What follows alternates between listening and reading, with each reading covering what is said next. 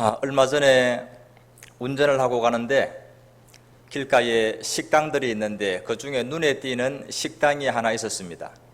아주 크게 간판이 있었는데 간판의 이름이 뭐냐 하면은 만사형통이었습니다. 만사형통식당.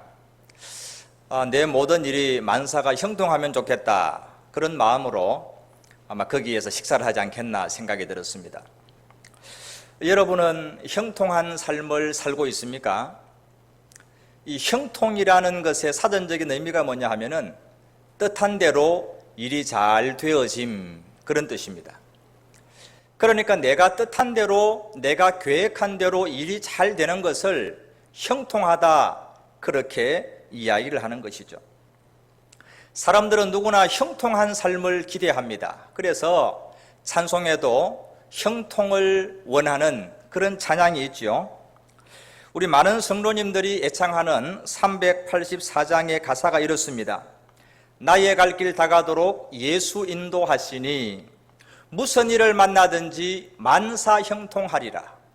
무슨 일을 만나든지 만사형통하리라. 두 번씩이나 강조하는 걸 보면 그만큼 형통을 사모한다는 것이죠. 자, 그런데 중요한 것은 우리가 생각하는 그 형통과 하나님께서 말씀하시는 형통, 그 의미가 다르다는 것입니다.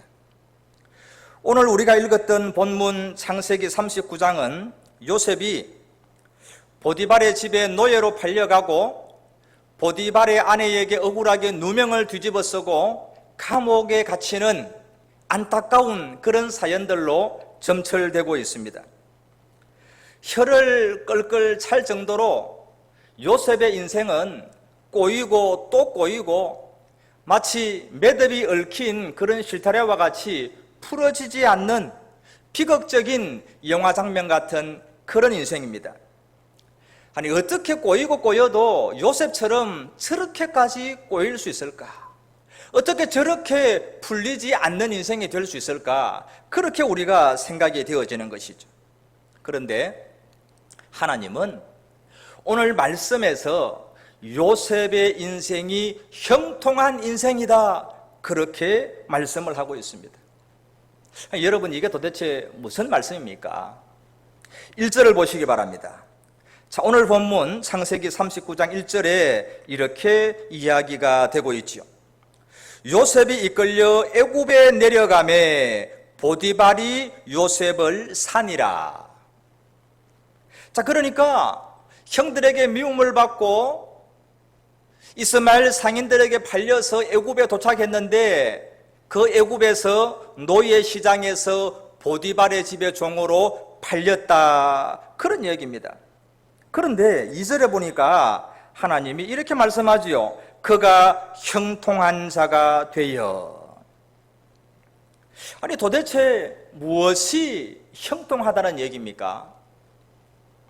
요셉은 지금 여전히 종의 신분이고 지금 여전히 보디발의 집에서 종으로 노예로 살아가고 있는데 그 요셉이 어떻게 형통한 자가 되었다는 것입니까?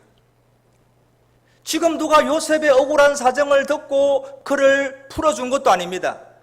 그의 모든 억울함이 해결된 것도 아닙니다. 오히려 가면 갈수록 요셉의 인생은 꼬이고 누명을 쓰고 기약도 없는 감옥에 던져지는 그런 인생으로 진행된다는 것입니다.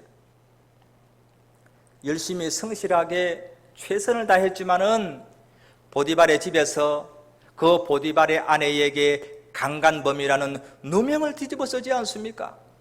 그리고는 아무런 죄도 없는데 누명을 덮어 쓰고 감옥에 던져지는 그런 인생이 아닙니까?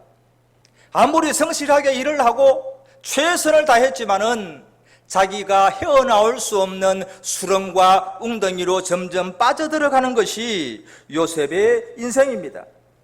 그런데 도대체 무엇이 형통하다는 말입니까? 아마 이 설교를 듣고 있는 우리 성도님들 가운데서도 요셉과 비슷한 처지에 있는 그런 성도님들이 있을 것입니다. 비록 요셉만큼은 아닐지라도 꼬여가는 인생, 풀리지 않는 매듭같이 옴짝달싹할 수 없는 우리의 인생, 조금이라도 내 뜻대로 풀려간다면, 내 계획대로 좀 풀려간다면 얼마나 좋을까? 그런 바람을 가진 성도님들이 많이 있을 것입니다. 그렇다면 오늘 하나님의 말씀에 귀를 기울여 보시기 바랍니다. 하나님께서 요셉의 인생이 형통하다고 말씀하면서 거기에 덧붙이는 말씀이 있습니다. 무려 오늘 우리가 읽었던 창세기 39장에 4번씩이나 그 말씀을 강조하는 그런 말씀이 있습니다. 자, 그 말씀이 무엇입니까? 2절을 보시기 바랍니다. 2절을 보면 여호와께서 요셉과 함께 하심으로 그가 형통한 자가 되어, 그렇게 말씀하고 있습니다. 여호와께서 요셉과 함께 하심으로 요셉이 형통한 자가 되었다는 것입니다. 여러분, 요셉이 형통한 자가 된 것은 하나님께서 함께 하시기 때문에, 지금 여전히 보디발의 집에서 종으로 노예로 살아가고 있지만은 그 가운데서도 하나님이 함께 하시기 때문에 그 요셉의 인생은 형통한 인생이다, 그렇게 말씀하고 있습니다. 여러분, 3절을 보십시오. 똑같은 말씀이 반복되고 있죠. 여호와께서 그와 함께 하심을 보며 그의 범사에 형통하게 하심을 보았더라. 여호와께서 요셉과 함께 하신다는 겁니다. 21절을 보십시오. 여호와께서 요셉과 함께 하시고, 23절에 여호와께서 요셉과 함께 하심이라 여호와께서 그를 범사에 형통하게 하셨더라. 성경은 우리가 어디에 있든지 하나님께서 함께 하시는 그 인생이 축복의 인생이요 형통한 인생이라고 말씀하고 있습니다. 두려워하지 말라, 내가 너와 함께 함이라.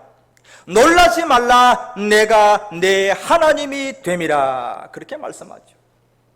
하나님께서 함께하는 인생, 우리는 하나님이 함께하면 왜 두렵지 않습니까?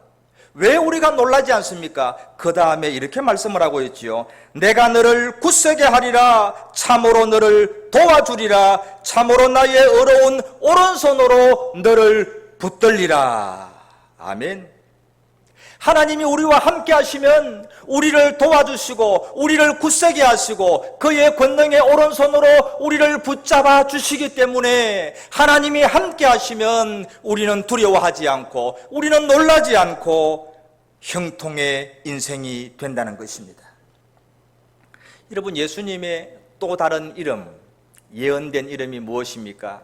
임마누엘이죠. 임마누엘. 보라, 처녀가 잉태하여 아들을 낳을 것이니 그 이름을 임마누엘이라 하라. 이는 하나님이 우리와 함께 계시다 함이라. 여러분, 우리가 어떤 형편과 처지에 있든지 임마누엘의 하나님께서 우리와 함께 하심으로 진정 형통한 인생이 될 수 있기를 주님의 이름으로 축복합니다. 제가 처음에 설교 시작하면서 말씀드린 형통의 정의를 한번 생각해 보시기 바랍니다. 자, 형통의 사전적인 의미는 그렇습니다. 뜻한 대로 일이 잘 되어짐. 모든 일이 뜻한 대로, 계획한 대로 잘 되어지는 것이 형통입니다.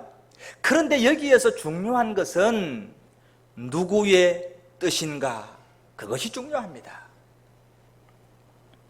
여러분, 우리는 내 뜻대로, 내가 계획한 대로 되어지면 형통하다 그러고, 내가 뜻하고 내가 계획한 대로 되지 않으면 풀리지 않는 불통의 인생이라고 말을 합니다. 그러나 진정한 형통은 내 뜻이 아니라, 우리의 원함이 아니라 하나님의 뜻대로, 하나님의 계획대로 되어진다면 그 인생이야말로 형통한 인생이라는 것입니다.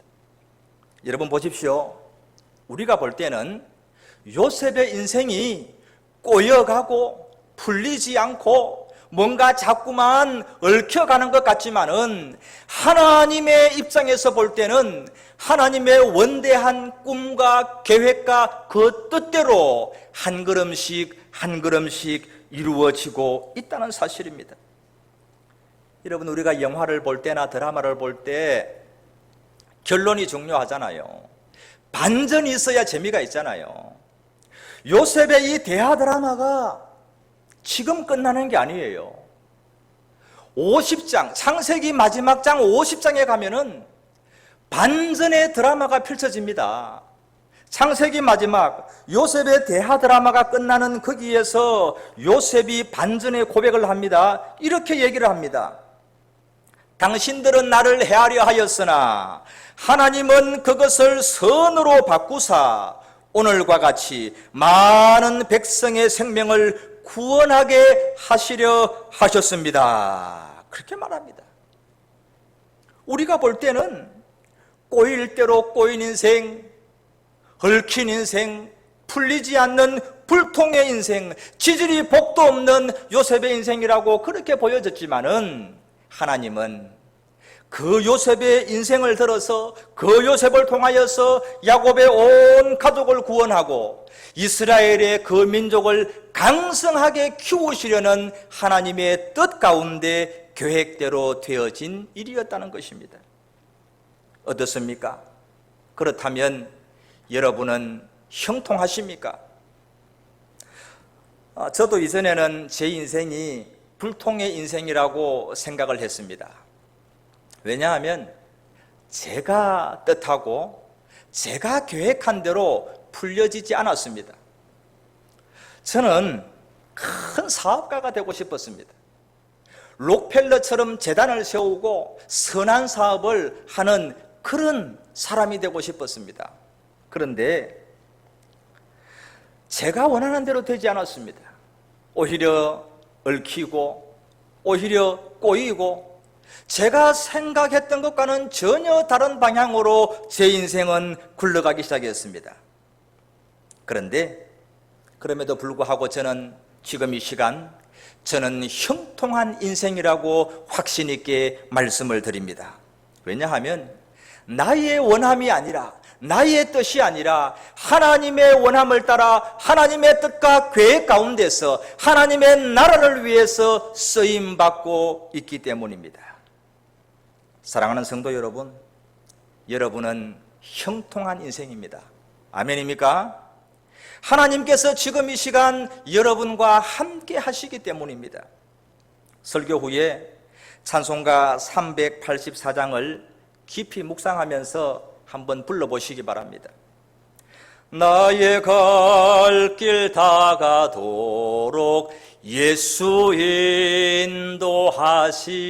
인도하시니 무슨 일을 만나든지 만사 형통하리라. 무슨 일을 만나든지 만사 형통하리라. 예수님이 우리를 인도하시면, 나의 인생 다가도록 예수님이 나와 함께 하시면 무슨 일을 만나든지 어떤 일을 당하든지 내가 어느 자리에 있든지 그 인생은 형통한 인생이라고 말씀하는 것입니다. 오늘도 주님과 함께 주님 안에서 정말 복되고 형통한 하루가 될 수 있기를 주님의 이름으로 축복합니다. 기도하겠습니다. 하나님 아버지, 우리가 볼 때는 요셉의 인생이 꼬여가고 풀리지 않는 불통의 인생같이 보였지만은 어느 자리에 있든지 하나님께서 함께 하심으로 요셉은 형통한 자가 되었습니다. 우리가 바라볼 때는 요셉의 뜻대로 계획대로 풀리지 않는 것 같았지만은 원대하신 하나님의 뜻과 계획 가운데 한 걸음 한 걸음 나아가고 있음을 알았습니다. 하나님, 지금 우리가 살아가는 삶의 자리가 요셉같이 억울하고 꼬여가고 풀리지 않고 내 뜻대로 되지 않는다 하여도 이 시간 하나님이 함께 하시고 하나님의 뜻과 계획 가운데 나아가는 발걸음이라면 형통한 인생인 줄 알고 더욱더 주님을 의지하며 감사하며 살아갈 수 있도록 믿음을 더하여 주옵소서. 하나님, 이 시간 말씀 듣고 기도하며 나아가는 사랑하는 성도들, 오늘 하루도 하나님 함께하여 주옵시고 하나님의 큰 뜻을 위해서 쓰임받는 형통한 인생이 되게 하여 주옵소서. 예수님 이름으로 기도하옵나이다. 아멘.